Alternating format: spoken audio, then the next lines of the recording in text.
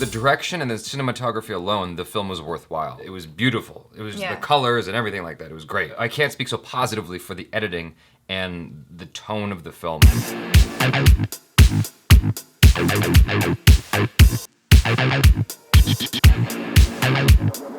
Hello people, I am Jaby Koay. Joining us is ACHARA KIRK. Hi. Yesterday we watched VIKRAM VEDHA, the regional Indian film.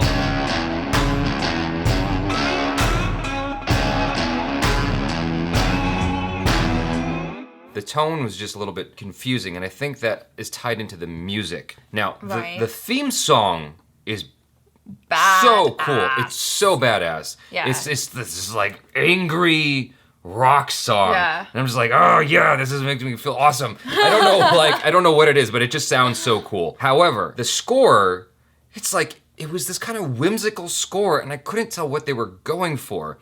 It's like, am I supposed to look at this with a less serious set of glasses? Like, am I supposed to look at this kind of like the way I would look at Jaga Jasus? Like, is it supposed to be more whimsical and funny, even though we're dealing with serious people? Like, when Veda got up on top of the roof of some building, he's walking across those platforms right before his fight with Vikram. The music was just kind of this weird like, independent of the film, the music's cute. And that, which doesn't make any sense. Exactly, that's what I'm trying to say, is it's like, you don't want cute music for a movie like this, but they deliberately chose that music, and I want to know why. What were they going for? Because I don't understand it. It might be something that over time I get used to it and I like it, it grows on me. But as of right now, I'm just confused by it, and I'm not sure what they were going for. Tonally, the reason I was bringing up tone is because, like I said earlier, right after we established dude is a crooked ass cop, and everyone in his division is crooked, he's got that scene with his wife and like that whole backstory thing, and it's like really like, I'm like, what the hell is going on here? What is this movie? Like, why? And I couldn't tell if it was like some kind of mandatory thing where you need a romantic aspect to the film to sell the film, right? Yeah. I thought that maybe is why it was in there, because it felt kind of out of place. However, they did a great job with having that wife be important to the rest of the movie. Yeah, and I really liked her as a character, and I liked their relationship as well, because, you know, I appreciated that she was very, you know, driven in her own career and was also very stubborn. It was fun to watch them kind of clash, but still love each other at the end of it, which I thought was really nice. Back to the editing. Specifically what I'm thinking about is the beginning of the film, and there are certain moments throughout the film where it's slow mode and then sped up again because it was ramping. There was the way it flashbacked. It had this weird thing where it would like do a camera thing and then it would go into the flashback. It's like gold in your face and then it would flash back, and I'm like, okay, that's cool like once. But they did it like 27 times throughout the movie, and it was really irritating to me with the sound effects and everything like that. I'm like, all right, just go to the flashback. It doesn't need to be so stylized. Like, I think that was overdone. And like I said, the ramping with the slow-mo and speed up thing, it felt weird, especially because it was doing that stylistically with a guy who's planting guns on people to make his case. It's false evidence. It was just like, falsifying evidence is really gross to me. That's just the most disgusting thing you can possibly do. And also shooting first. Yeah, shooting first. Like, they set him up as a really messed up dude. Yeah. And then they're like having this cool slow motions like style to him. I'm like, no, this guy he does not deserve this. This should not be shot this way. And so that was just frustrating as an audience, because it was like, when that happened, I literally turned to ACHARA and said, okay, how long is this movie? Like, I was getting concerned that I wasn't gonna like it. I ended up coming out really liking it compared to how I felt in the beginning. Now, this may be because we are not Indian and it didn't really make sense to us, but there was that animation in the beginning and the end. On its own, it's cool, but I didn't really see why it was absolutely necessary in order to tell the story. I understand that it's showing the hero has to vanquish the demon in order to save the day, but I get that without the animation. Right, if that wasn't there, you'd still understand. Yeah, as well, that kind of made it change tonally. It almost indicates to you what the director was going for, because there's that animation and the whimsical music. I feel like there's a message that the film is saying that's layered on top of what I got out of it that I haven't gotten yet. Yeah, like maybe it just went over our heads.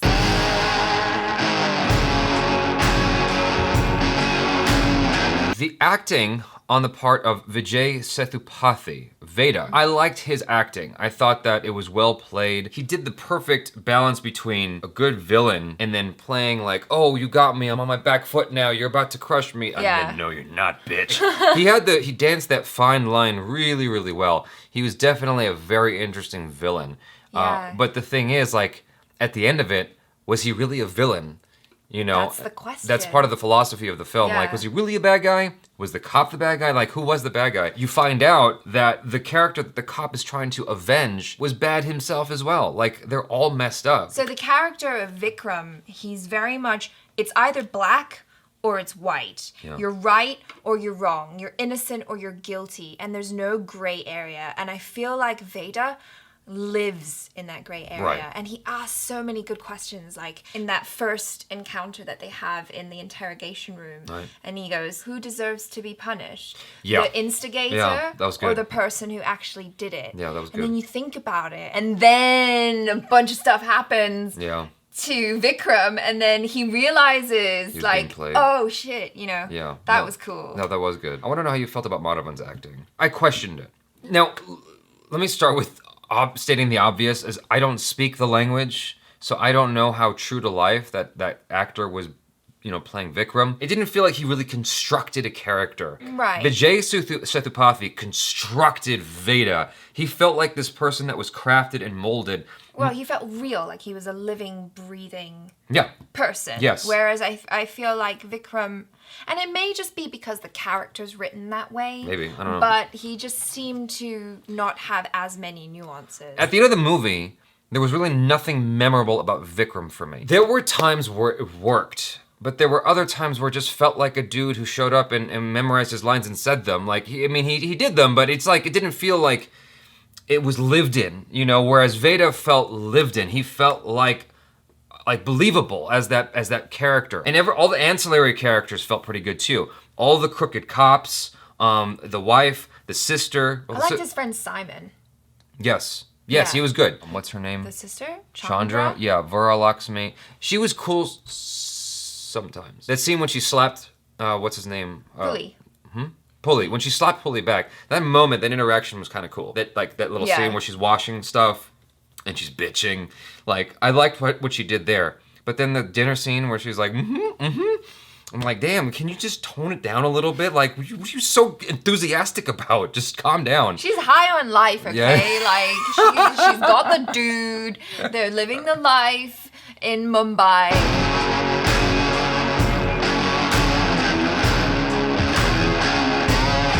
Let's talk about the writing a little bit. I like what the film wanted to do. I Yeah. think that there was a lot to take from this movie. Even to, like, if I gave this to your average American who's never seen an Indian film before, I feel like they would have things to take from this. That speaks to how strong the philosophical discussion is in that film, and I think that's a great thing. Story-wise, there was something weird about it. The writing and the structure, it's like, so we're following this dude, Vikram, but it's not his movie.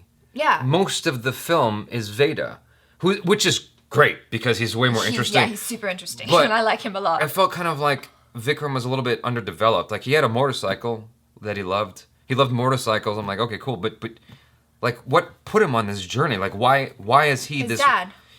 Yeah, It's but legacy. like- it's history. It's like I didn't. But that was it. Really driven home though. Was that no. really like? It was glossed over. Yeah, it just felt like for all the development we got of Veda, we should have had like a yin-yang kind of thing. We got Veda, and we see the parallel of Vikram. How they basically came from the same place. They just took slightly different paths. I think that would have been really Yeah. cool, but they didn't do that at all. It was just like, here's Vikram. Okay, but that's not really the movie. This is the movie Veda. So the structure was a little bit odd. When Pulley's girlfriend ran off with the money and then came back, I was like, that's so weird. Nothing hinted at that at all. And she's gone. And then she comes back. I'm like, the writer did exactly what they wanted to do. I just think it could have been executed a little bit better. I think if the writer wanted it to be where she runs off and then comes back, they needed to drop hints at some kind of thing where she'd had enough of being used, as it were, because they just went over there and dropped the money at her house because, you know, oh, Chandra's gonna be fine with it. If we'd had an idea, maybe a few looks or something where she was like, not this shit again, you know, like, it's putting herself in danger. and they just assume that she's going to be fine with it, something like that. Like, just little bits to hint at it. There's something there that maybe would have made the movie longer, but it would have been interesting because Veda tells a story of his dad owning the shop and this woman taking money from the till. I feel like something is there that could have been used for that character, right, where she was taking money. It was like hinted at. Maybe she had a sick mom. I don't know. Like something it was there that wasn't used. It wasn't utilized to its full potential, in my opinion. I feel like something more could have happened, but maybe I'm asking for too much. I really enjoyed the backstory that Veda was sharing, but I felt that the way it was shared was weird. Like, he would just be like, oh, now I'm gonna tell a story. Show me, don't tell me. I didn't mind that. I didn't mind that. I thought it was kind of cool because he goes, I'm gonna tell you a story, and then it had this card that came up with a smoky font, and I was like, I dug it. Well, yeah, but I almost kind of wish that it wasn't segued into like that. I just wonder if maybe there was a way to incorporate it within the story somehow without having to be like, I'm gonna tell you a story now. There's two directions this film could have gone better. Either develop Vikram more or take away from him. Because it spent all this time developing him in the first 20 minutes of the movie. I didn't realize that he wasn't the main character. Like, it felt like a very oddly Hitchcock thing. If you watch Psycho, the first 20 minutes... Did you see Psycho? I'm not gonna say it. In its own right, it's a little bit Hitchcockian. It's like, it just the way it went about the structure of the story. But what I'm trying to get at is, that's the movie. That's really the movie, is Veda telling these stories, these tales from the past, and then it coming to a head in the present. That's the movie. And so I didn't mind that because I could see that. And then like it having these chapters, kind of like Jaga Jesus. It was, I don't know how I'm comparing these two movies, but in Jaga Jesus they had those like comic book type things like this is this adventure. And in fact, I appreciated it more here than I did in Jaga Jesus. Okay, well now that you've explained it to me like that, I'm a bit more okay with it. Right. But just when I watched it, I was kind of like, right. Isn't there any other way? Now, this is a combination of things. It's not just Madhavan. When he gets frustrated near the end of the movie with Veda, and he wants to shoot him, but he goes, no! Ah! Bah, bah, bah, oh, yeah, that was so weird. And he shoots the ground. I was like, that's literally the Star Wars Episode 3 Darth Vader no moment.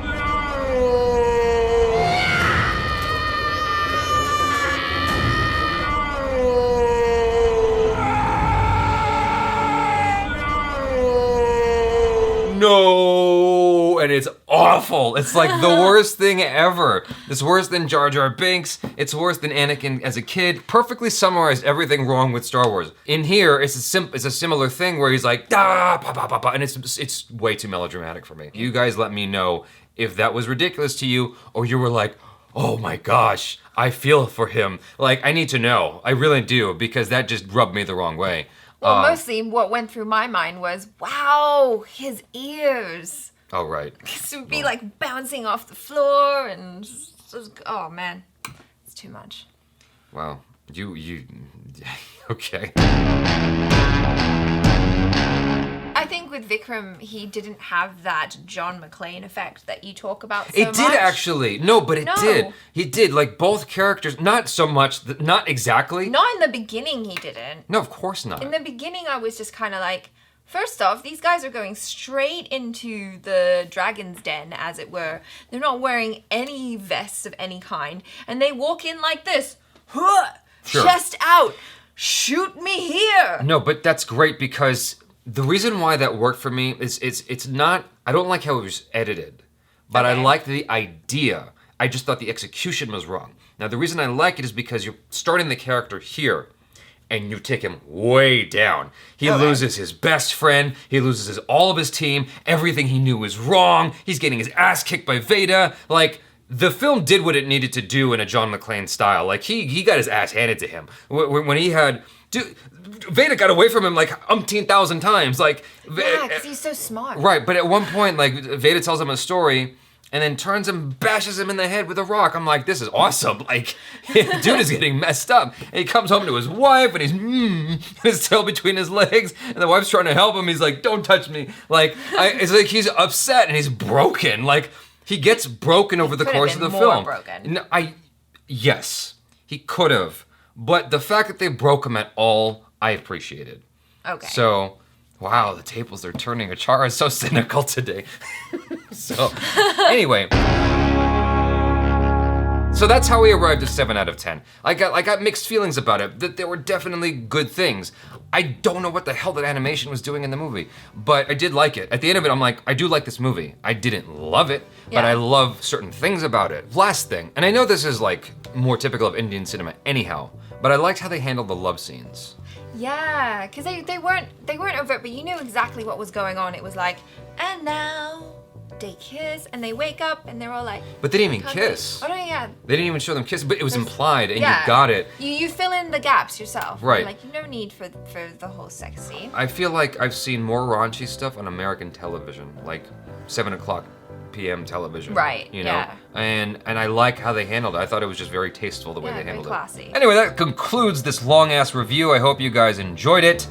Please subscribe to the channel if you haven't already. Check out ACHARA KIRK on the social media. Let us know in the comments what you thought of our discussion on the film versus how you felt about it, if it's like the same or if it's like not the same. I don't know. I don't know. That's us shaking hands in a cool way. Us and you. I'm Jaby Koay, this is ACHARA KIRK. Peace out.